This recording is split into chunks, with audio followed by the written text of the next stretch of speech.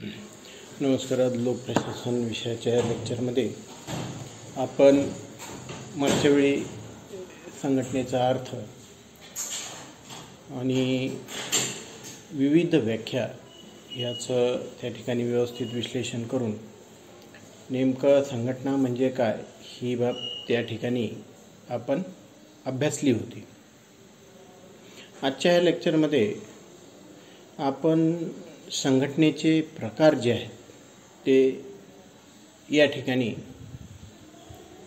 अभ्यासणार आहोत. लोकप्रशासन शास्त्राच्या अभ्यासामध्ये संघटनेकडे पाहण्याचे प्रामुख्याने दोन दृष्टिकोन आहेत.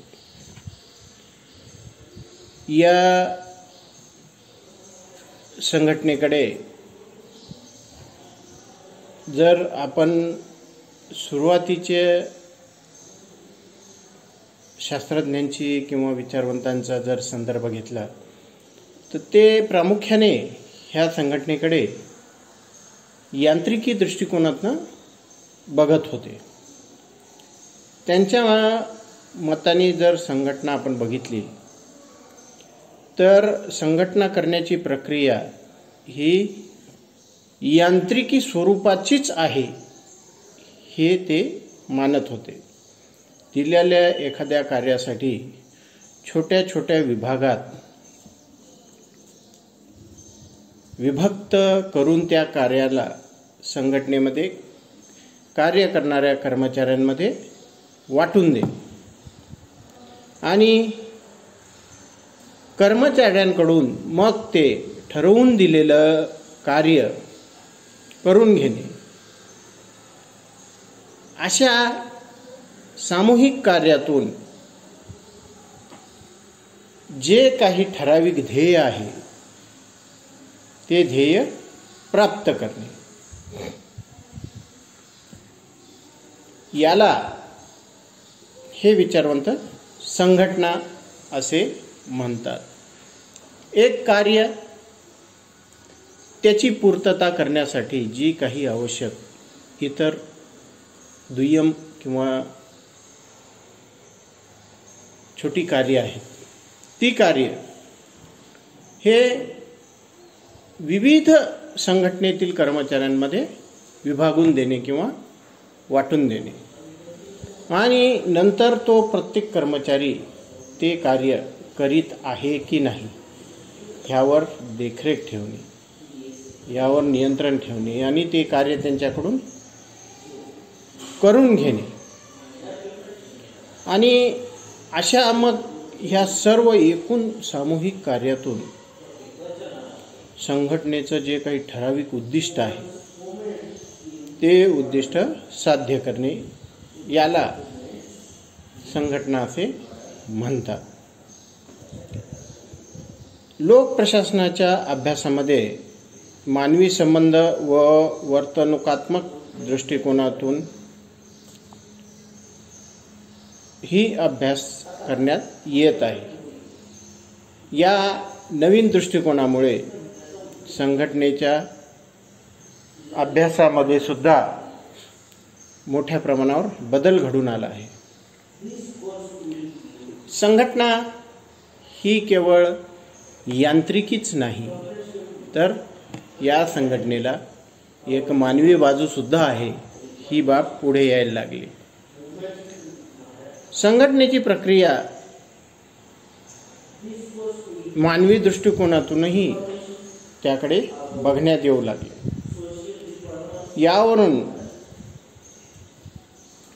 संघटनेचे दोन प्रकार निर्माण झाले, ते म्हणजे औपचारिक आणि अनौपचारिक हे होत. यामध्ये सर्वात पहिला आणि महत्त्वाचा प्रकार म्हणजे संघटनेचा यांत्रिकी किंवा औपचारिक दृष्टिकोन. यानुसार औपचारिक संघटना हा प्रकार. औपचारिक संघटना म्हणजे जी बघणाऱ्याला सहज जाणून घेता येते, सहज त्याला त्या ठिकाणी ती स्पष्ट होते. अर्थात या प्रकारामध्ये सर्व बाबीमध्ये संघटनेच्या औपचारिकतेला प्राधान्य देण्यात आलेलं आहे. यामध्ये संघटना जाणून घेणे सोपं असते. संघटना म्हणजे सूत्रबद्ध व ठराविक सिद्धांताच्या आधारावर निर्माण करण्यात आलेली औपचारिक अशा स्वरूपाची रचना असते. एखादी आपण उदाहरण घ्यायचं, एखादी इमारत जर बांधायची असली तर आपण बघतो की जो काही स्थापत्यशास्त्रज्ञ किंवा आर्किटेक्ट असतो तो काय करतो की इमारत बांधण्याच्या आधी त्याचा एक ठराविक व्यवस्थित असा नकाशा करतो आणि या नकाशाच्या आधारावरच ती इमारत बांधण्यात येते. अशाच प्रकारे ह्या यांत्रिकी दृष्टिकोनाप्रमाणे संघटना बनविण्यात येत असते. यांत्रिकी दृष्टिकोनाचा उल्लेख करीत असताना व्हाईट हे म्हणतात की संघटना म्हणजे शासन व्यवस्थेत कायद्याद्वारे व वरिष्ठ अधिकाऱ्याकडून ठरविण्यात आलेल्या औपचारिक संबंधांची व्यवस्था होय. संघटना म्हणजे ह्या शासन व्यवस्थेमध्ये कायदा आणि वरिष्ठ अधिकाऱ्याकडून ठरविण्यात आलेल्या औपचारिक संबंधांची व्यवस्था होय. यामध्ये जरीही मानवी बाजूचा एक विचार करण्याचा प्रयत्न यामध्ये एल डी व्हाईट करीत असले तरी त्यांनी या ठिकाणी औपचारिकतेला अधिक प्राधान्य दिल्याचं आपल्याला दिसून येते. संघटनेच्या या यांत्रिकी दृष्टिकोनामध्ये सुनिश्चित औपचारिक संबंधावर भर देण्यात येतो. संघटनेतील प्रस्थापित नियमांना, साच्याला व ठराविक प्रकारच्या संबंधांना मोठ्या प्रमाणावर महत्त्व देण्यात येते. या दृष्टिकोनातून पैसा व इतर साधन सामग्रीप्रमाणेच महत्त्व हे संघटनेमध्ये कार्य करणाऱ्या व्यक्तींनाही देण्यात येते. मानवाला सुद्धा तो यंत्राचा एक भाग आहे किंवा ते त्या यंत्राचा म्हणजे ह्या संघटनारूपी यंत्राचा तो एक भाग आहे, एक पार्ट आहे. अशा पद्धतीनं त्या कर्मचाऱ्यालाही समजण्यात येत असते. संघटनेविषयीचा यांत्रिक दृष्टिकोन हा काही महत्त्वाच्या अशा गृहीत तत्वांवर आधारलेला आहे. जसं की आपण बघतो की संघटनेमध्ये सर्वमान्य, सर्वव्यापी व शास्त्रशुद्ध असे सिद्धांत असतात. संघटना ही उभारताना त्या संघटनेचा आधार जो असतो हे असे शास्त्रशुद्ध, सर्वव्यापी, सर्वमान्य अशा प्रकारचे सिद्धांत असतात आणि ह्या सिद्धांताच्या आधारावर ही संघटना उभारल्या जात असते. या सिद्धांतांच्या आधारावर कोणतेही कार्य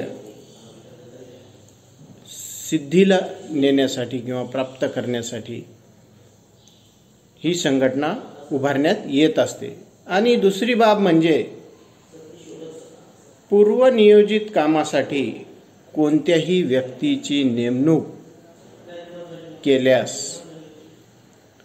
संघटनेत ठरविल्याप्रमाणे त्या व्यक्तीस ते कार्य पार पाडावे लागते किंवा ती व्यक्ती ते कार्य पार पाडू शकते. संघटनेमध्ये यांत्रिकी दृष्टिकोनाप्रमाणे सर्व बाबी सुनियोजित असतात.